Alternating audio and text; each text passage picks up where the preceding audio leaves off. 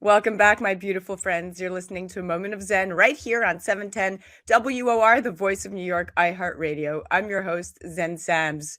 Welcome back to Hello Open Metaverse, brought to you by Animoca Brands. Today, we're featuring Alan Lau, Chief Business Officer at Animoca Brands. Interestingly, outside of his tech work, Alan contributes actively to arts development, chairman of Parasite, which is the longest standing nonprofit art space in Hong Kong. He also co-chairs the Asia Pacific Acquisition Committee of Tate and the Asia Art Circle of Guggenheim. Today, Alan is joined by visual artist Seneca, otherwise known as All Seeing Seneca, best known for her digital paintings and character design. Rolling Stone magazine stated her creativity helped fuel a technological revolution, lauding her contributions as lead designer of Bored Ape Yacht Club, BAYC, which rocked the NFT world back in April of 2021. Her images have since sold at Sotheby's and Christie's, with secondary sales amassing over $1 billion. Remind you, the ape character became the center heart of a massive cultural community. Since leaving the BAYC project, her work has continued to accrue accolades, soaking up the media spotlight, being declared one of CoinDesk's most influential figures of 2021. Today, on this very special New Year's Eve and New Year's Day, depending on what part of the world you're tuning in from, we're chatting all about art in the metaverse, where we are heading, and how the unique opportunities involving Web 3.0 are facilitating royalty payouts for artists in ways we simply have not seen in the traditional art world. Finding profit in NFTs and chatting all about art in the open metaverse in 2023. Welcoming now to the show are my experts at hand, Alan Lau and Seneca. Welcome, my beautiful friends. Hi, Zen. Very Hello. nice to be here. Thank you for having me. Pleasure to be here. Thank you both for joining me on this very special New Year's Day and New Year's Eve. Alan, let's start with you. The explosion of NFTs in just the last few years has brought a tidal wave of disruption into the historically static world of fine art. What's more, it has brought an entire generation of new art collectors and indeed artists into the fold.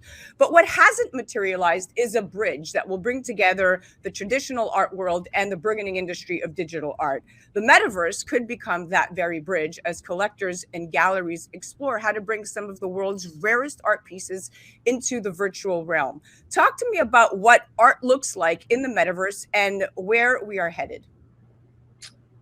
Well, I think the metaverse doesn't have physics. So unlike a museum or a white cube gallery, you can be a lot more creative in terms of how you display art. And I think that's where metaverse can really disrupt the art world.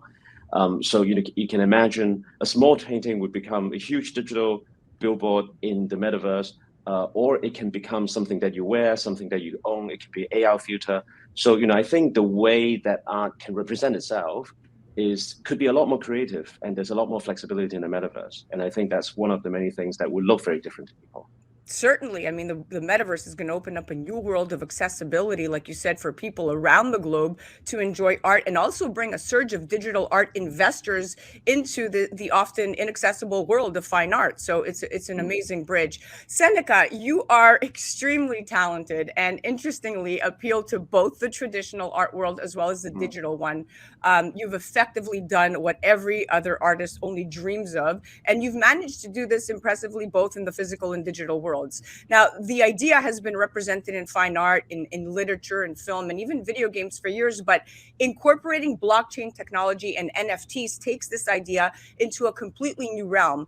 From your point of view, I mean, it's a win-win for all, but why do you feel that there has not been any significant collaboration between traditional art and the metaverse to date, given all the hype?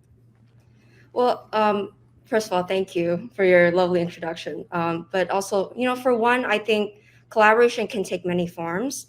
And I think there have been examples of collaborations. It's just that the world has not seen enough of them. Just like any other new art movement, there will be some reluctance to accept new cultural shifts or disruptions. And also, digital art just has not yet had a chance to mature in the eyes of the traditional art world and its audience. So maybe to demand a full, welcoming acceptance is just not something realistic. And maybe established institutions have to tread more carefully because this is something still quite new. And I as a creator, I believe that the work has to find its home, organically. And a lot of the time is with pop culture. It's creating new conversations and audiences other than the traditional art world, and they are perhaps faster to adapt. That being said, personally, I think there have been real collaborations as of late.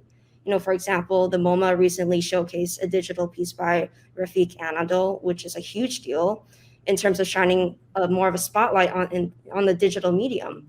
And to give another example, I recently had a solo auction with Phillips Auction House to sell a series of digital paintings as well as my first traditional painting.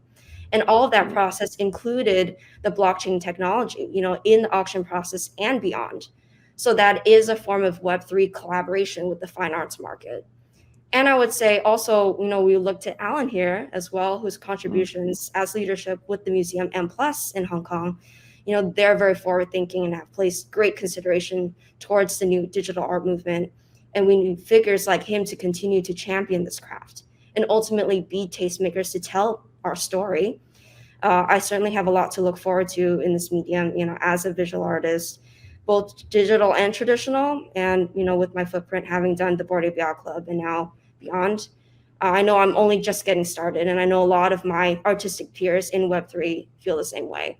Oh, you are so just getting started, my beautiful friend. You have the world ahead of you. It seems like Alan wants to pipe in here. And Alan, I'm going to get to you in just a bit. But to reflect to what Seneca just said, I mean, the art world began to discover the NFT world around 2 years ago, but very few have started to actively participate. And NFTs are evolving from their initial use case, and people are beginning to see the potential behind smart contract technology. We're still, like you said, Seneca, very early, and what NFTs will be used for is still evolving, but bringing blockchain technology into this allows for everyone to participate in fine art in a completely different way, which was never possible before, with a real vested interest in this point. Alan, what are some of the ways the metaverse could change the future of how art is consumed and even traded? Yeah. So we talked a little bit about how art can be displayed in a metaverse, which I think could be much more flexible and creative. But when it comes to consumption, I mean, I would also say that it offers a lot more ways for users to interact with or engage with the art, right? So of course, when you go to a museum, you can go to a shop, you can buy tote bags, coffee cups, and all that. But when in a metaverse, I think there's a lot more derivative that you can actually create. So again, getting back to your point about accessibility, right?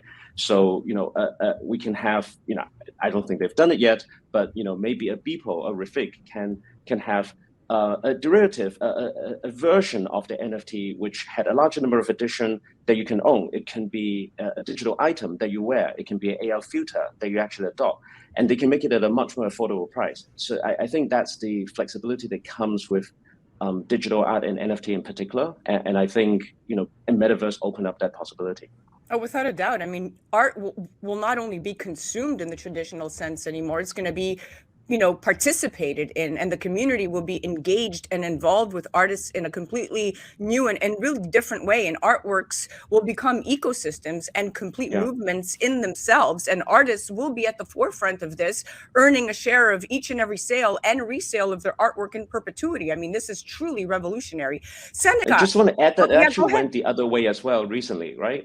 So it's not just digital artists trying to do derivatives and wearables. Vivian Tam recently took Bored Ape Yacht Club and turned it into actual catwalk clothing that was shown in New York and recently in Hong Kong. So the dialogue is happening both ways, and I think that's super interesting. I love that you brought that up.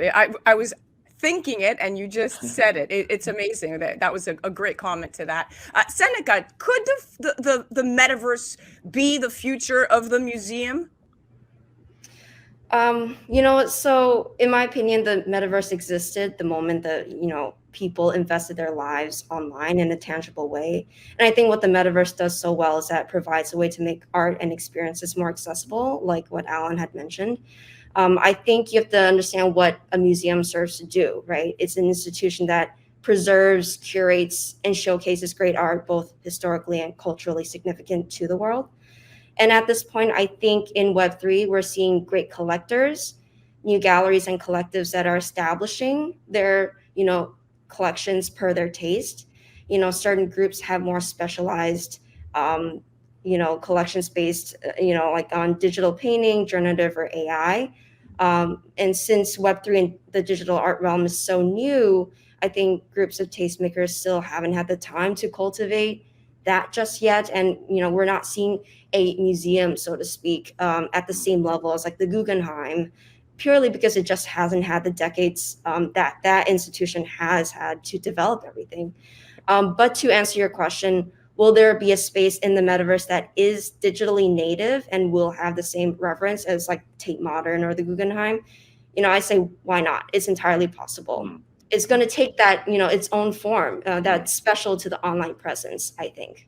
Yeah, of course. And listen, physical museums will always be necessary institutions. I mean, nothing will replace the feeling of enjoying a masterpiece vividly standing in its presence. The metaverse is a complementary experience, not a competitor. And the metaverse opens these new possibilities for creators as well as visitors, being open for and accessible to all, like you said, from wherever you are in the world. So the two combined definitely provide ultimate access to culture, without a doubt. We have about 3 minutes left, and I want to move this along because this is an important last question for both of you.